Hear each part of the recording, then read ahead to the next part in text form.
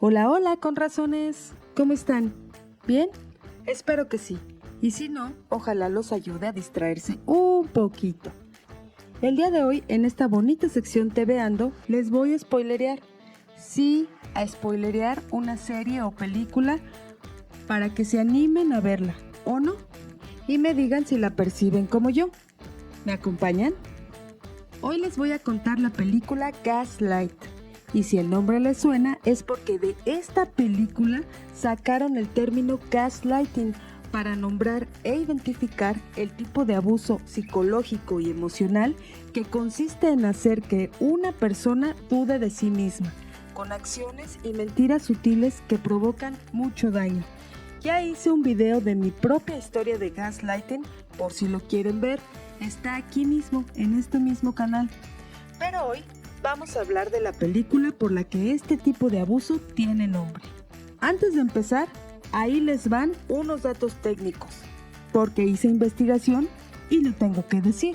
La película Gaslight, o Luz de Gas, o La Luz que Agoniza, como le pusieron en español, es una película en blanco y negro. Sí, oyeron bien, vamos a viajar al pasado.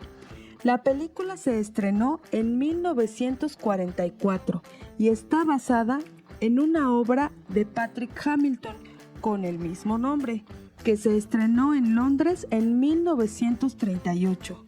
O sea que tuvo que haber sido escrita más o menos por 1935. Si hacen cuentas, notarán que esta historia tiene casi 100 años, pero no lo sé. Solo lo estoy asumiendo. Y como dato curioso, les diré que pueden descargar el guión de la obra completo, en inglés y en español, desde Wikipedia. El link se los dejo en la descripción. Pero acá les voy a hablar de la película de 1944.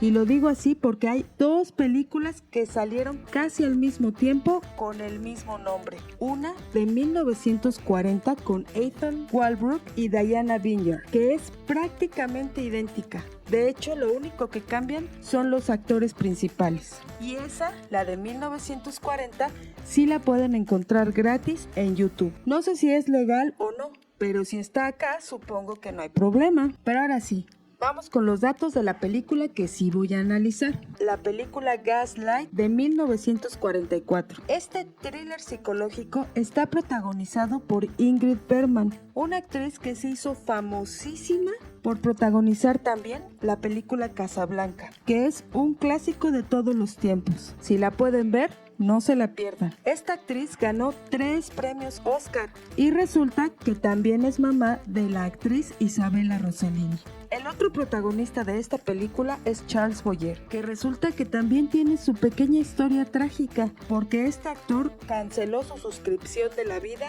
2 días después del fallecimiento de su esposa, porque no soportó la vida sin ella. Tenía 89 años, pero aún así no deja de ser trágica su triste historia. Además, en esta película también actúa una jovencísima Angela Lansbury, que después se convirtió en una actriz muy importante.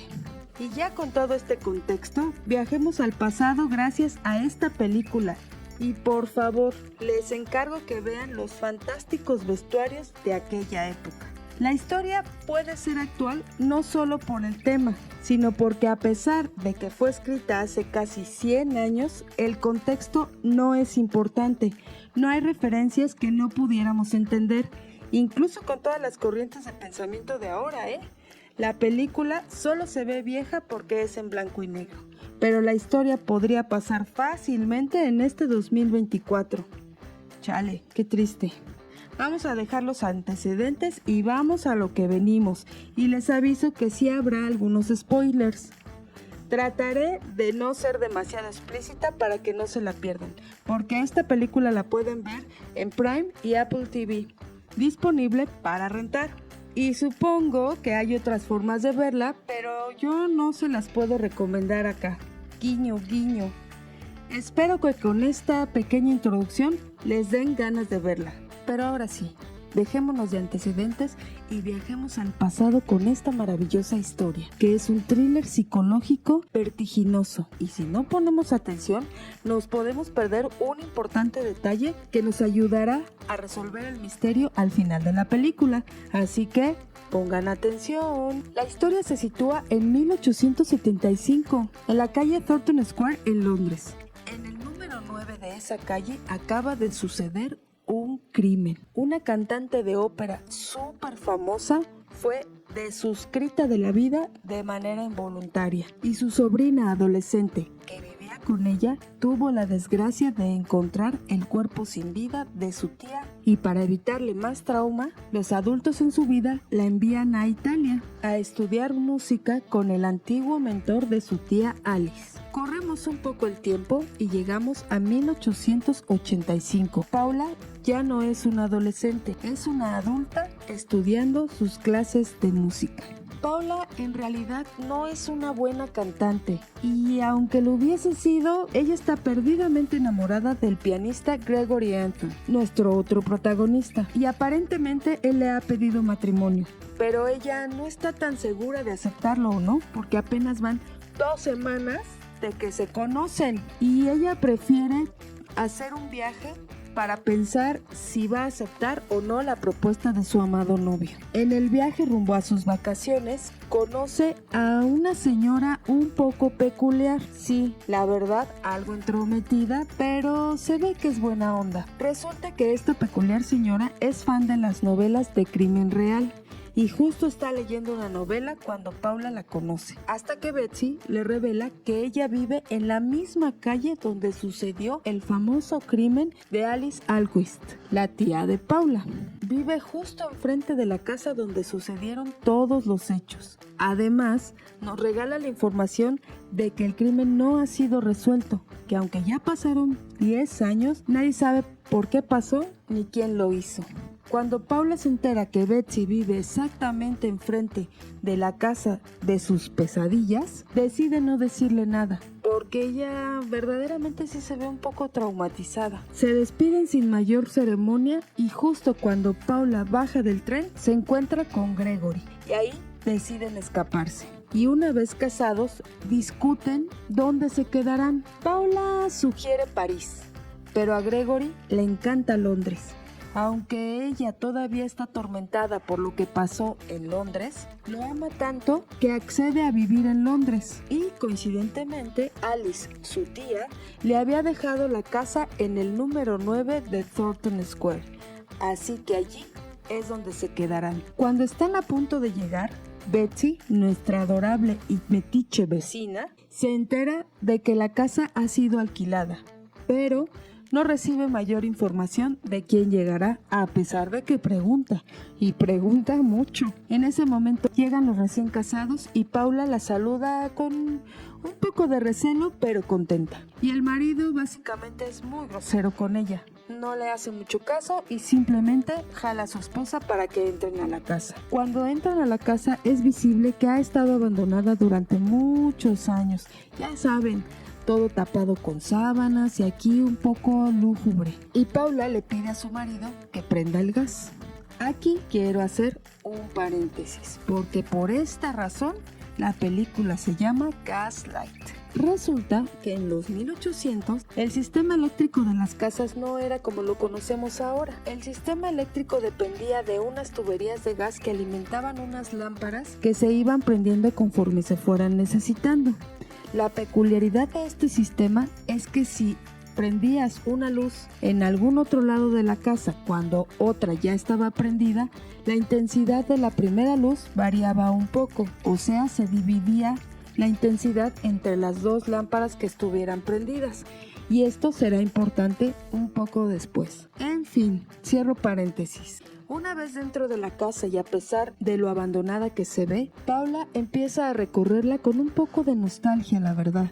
Se encuentra con objetos que le pertenecían a su tía y que le traen, en su mayoría, gratos recuerdos. No deja de estar afectada por el estado en que está la casa y por los recuerdos que ésta le trae, pero se siente cómoda contándole a su marido algunas peculiaridades de la casa y de las reliquias que hay en ella.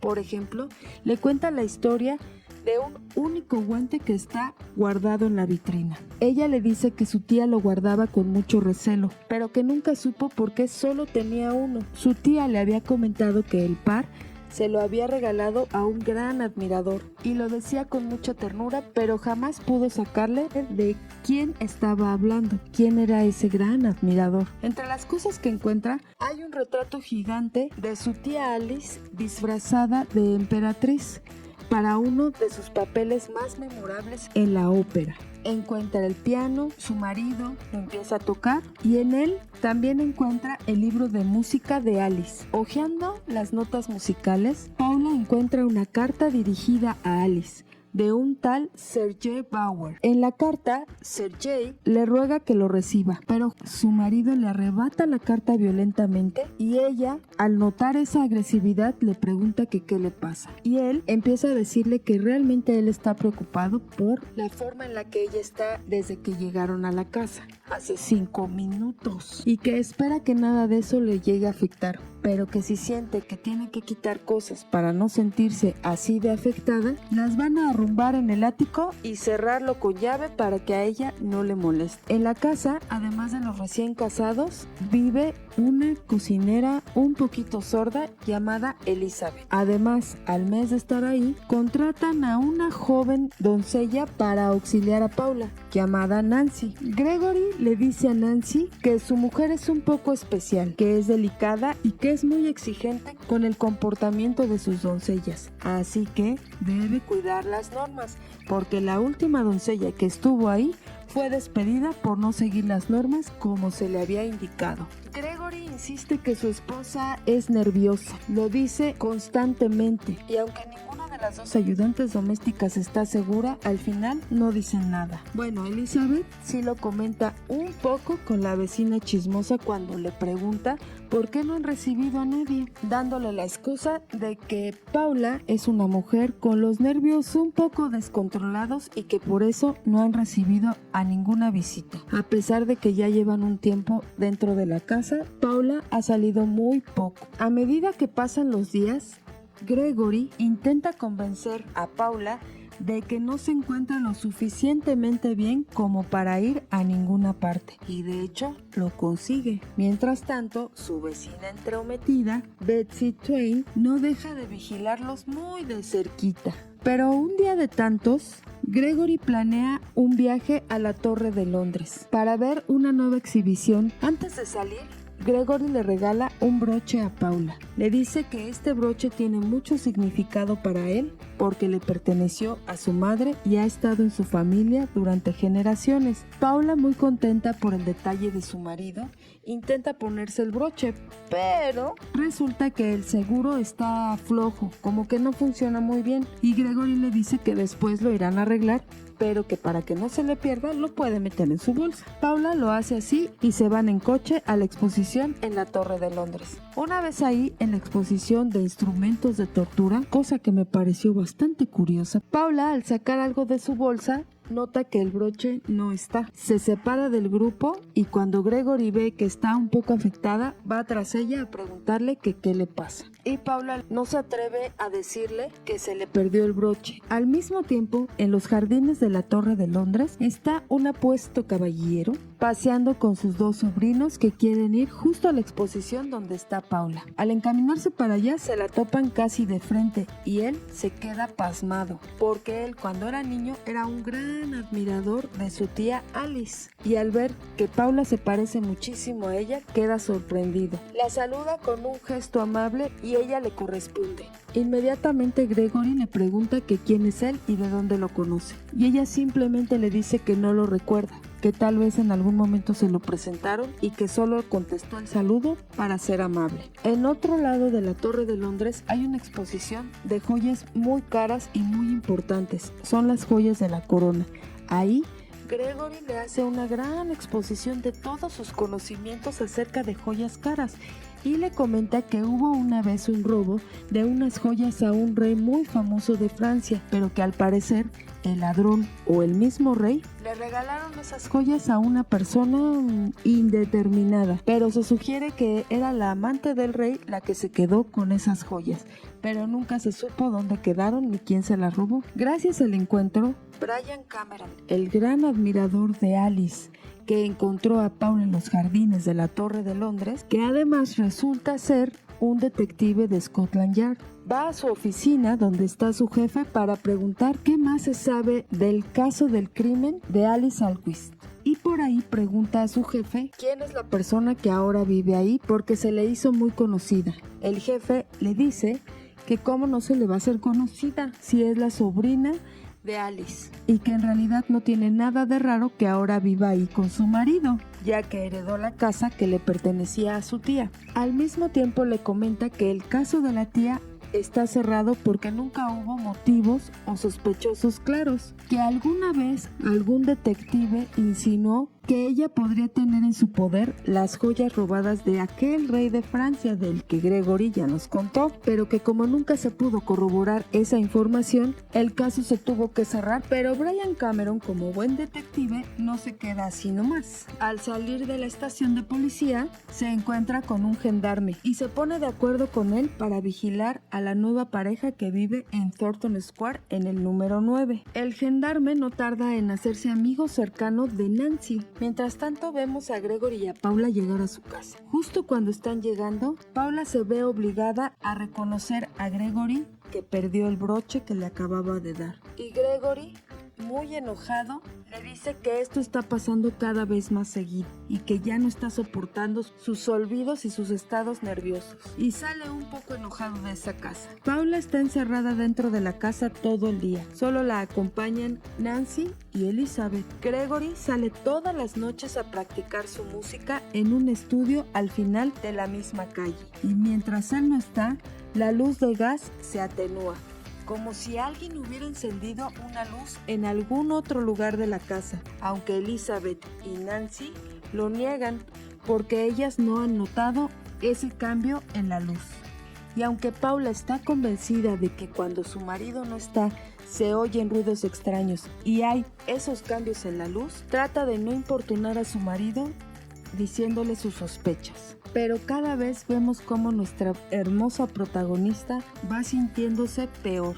De por sí ya estaba traumatizada por lo que pasó en esa casa, ahora con todos estos ruidos extraños y estas cosas que está viendo que nada más ve ella, se siente cada vez peor y en cierta medida le da la razón a Gregory de que su salud mental no está del todo bien. Un día, un cuadro desaparece de su salón. Cuando los dos sirvientes niegan saberlo, Gregory se dirige a Paula. Ella insiste en que no ha quitado la fotografía, pero poco después la saca de un descanso en una escalera y se la entrega a Gregory con toda la vergüenza, aunque ella no entiende por qué supo dónde estaba la fotografía y en realidad no recuerda de haberla quitado de su lugar. Como si eso no fuera suficientemente malo, unos días después, Brian convence a la vecina Betsy para que se haga pasar por su tía y traten de visitar a la pareja de recién casados. Y aunque Paula sí los quería recibir, Gregory insiste en que no, porque si no van a estar metidos ahí para siempre. Y en realidad la humilla frente a Nancy, la doncella que ya de por sí le cae mal a Paula. Y una vez que Nancy no está presente porque fue a avisarles a los visitantes que no iban a ser recibidos, Gregory le dice que si hubiera querido recibirlos, ella hubiera podido hacerlo, que si no los recibió fue porque ella no quiso. E insiste una vez más que su salud está cada vez peor. Y Paula solo está viendo cómo cada vez entiende menos de lo que está pasando en su propia casa y se siente cada vez peor y más aislada de lo que ya ha estado durante todo el tiempo que ha vivido ahí. Un día reciben una invitación para asistir a una presentación musical a la que Brian Cameron también fue invitado. Llega un poco antes para solicitarle a Lady Dalroy que lo siente junto a la señora Anton. Pero justo en ese momento, Lady Dalroy recibe una nota de Gregory, disculpándose por los dos porque no van a poder asistir a su hermosa fiesta ese día. Decepcionado, Brian termina sentado en cualquier lugar y se sorprende al ver llegar a la pareja de recién casados. En realidad, Paula no se ve tan frágil como dice su marido que está, porque está elegantemente vestida y se ve bastante saludable. Se sientan a disfrutar la música del pianista que está tocando para esas personas de la alta sociedad. Mientras están disfrutando el concierto, Gregory le dice a Paula que su reloj acaba de ser robado. Paula empieza a alterarse, pero intenta mantener la compostura para que los demás invitados no se den cuenta de lo que está pasando. Discretamente, Gregory toma la bolsa de su mujer y descubre que ahí está su reloj. Cuando Paula se da cuenta de ese hecho, tiene una crisis nerviosa y aunque lo trata de disimular, es muy evidente para todos que no se encuentra bien. Así que su marido la toma enérgicamente y se la lleva a su casa, disculpándose con la anfitriona por el espectáculo tan lamentable que está dando su mujer. E insiste una vez más que el estado de salud de su mujer no es del todo bueno y que sus crisis nerviosas están cada vez peor. Pero el hecho no pasa desapercibido para Brian Cameron, que está muy pendiente de lo que está pasando con Paula y lo sigue. Y así tenemos a esta hermosa protagonista sufriendo en silencio, encerrada en su propia casa, con gente que no le cree y que tal vez no la aprecie tanto. Su marido está cada vez más desesperado por las crisis de ansiedad que ha tenido su mujer y no sabe ya cómo manejarlo. Y aquí lo voy a dejar. No les voy a contar más para que vean el final de esta película, que en realidad les va a volar la cabeza, porque todavía tenemos que develar el misterio. ¿Se sabrá quién cometió el crimen en esa casa? ¿Se sabrá qué le pasó en realidad a la tía de Paula? ¿Paula se estará volviendo loca? ¿Brian logrará resolver el misterio? Si quieren saber las respuestas a todas esas preguntas, tienen que terminar de ver la película. No se las quiero contar porque de verdad me parece que es algo que todos podremos apreciar. Tanto las actuaciones como los vestuarios valen totalmente la pena. Es una de esas películas que se te van como agua, porque siempre está pasando algo interesante y además para mí fue encantador ver los vestuarios de la época y cómo hacían los escenarios en ese entonces. Es apasionante, está bien filmada y tiene caracterizaciones verdaderamente inolvidables. La niebla, el farolero caminando, iluminando las farolas, los coches de alquiler tirados por caballos haciendo ruido, todo es exactamente como yo me imagino Londres en el siglo XIX.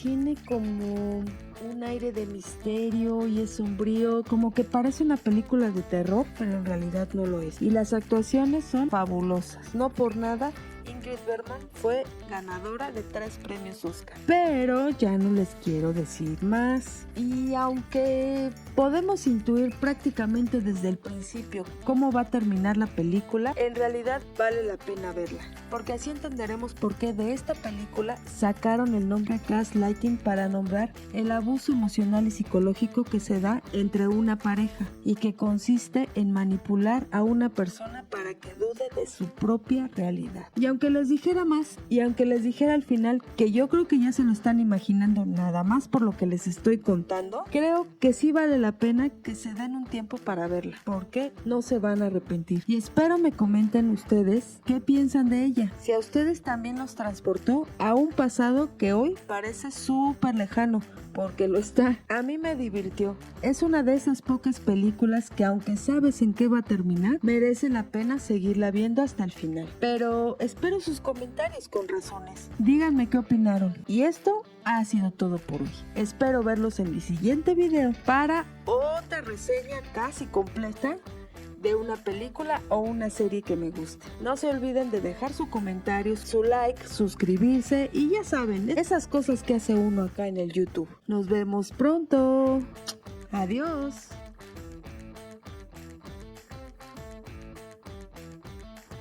Sí.